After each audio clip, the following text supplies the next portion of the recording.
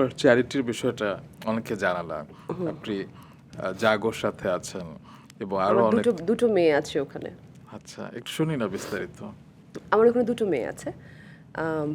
তা আমার সাইফ মানে আমার জামাই আমাকে বলে যে তুই ডিসক্রিমিনেশন কেন করছিস, একটা ছেলে নিয়ে নে।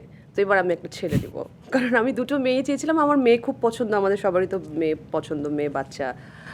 তো দুটো মেয়ে নেওয়ার পরে এখন প্ল্যান করছি একটা ছেলে নেওয়ার, এই আর কি। বাহ।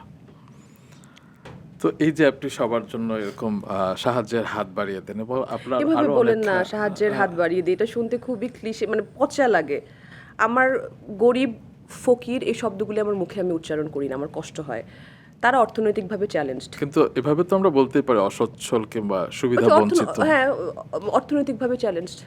আপনি হ্যাঁ, আমি হয়তো সেটাই। অতটা না, তারা আমাদের যদি একটু বেশি। হ্যাঁ সেটাই, বাট তাদের জন্য আমি সাহায্যের হাত বাড়িয়ে দিচ্ছি, এটাতে মনে হচ্ছে আমি আসছি কোন দাতা হাতিমটাই, না না, ওই রকম কিছু না। আমার অঢেল নেই। আমার যদি অঢেল থাকতো রহমান ভাই, আমি পৃথিবীর সবাইকে খাওয়াইতাম। সৃষ্টিকর্তা আমাকে অঢেল দেয়নি। আপনার কি কোনো ইচ্ছে আছে এরকম কোনো সামাজিক কাজে বিশেষ অবশ্যই কিছু করার? অবশ্যই অবশ্যই অবশ্যই আছে। আমি কি করি জানেন?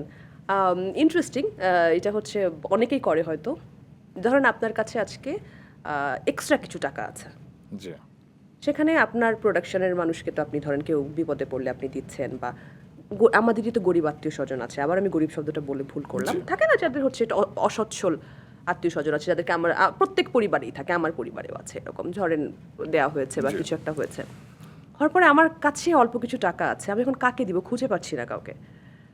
আমি ওই যে টিভি নিউজ যাওয়ার সময় নিচে স্ক্রলে কিছু লেখা থাকে না, এই নাম্বারে দেন, ঢাকা মেডিকেলে আছে অমুক মানুষজন ক্যান্সারে আক্রান্ত, তার টাকা লাগবে।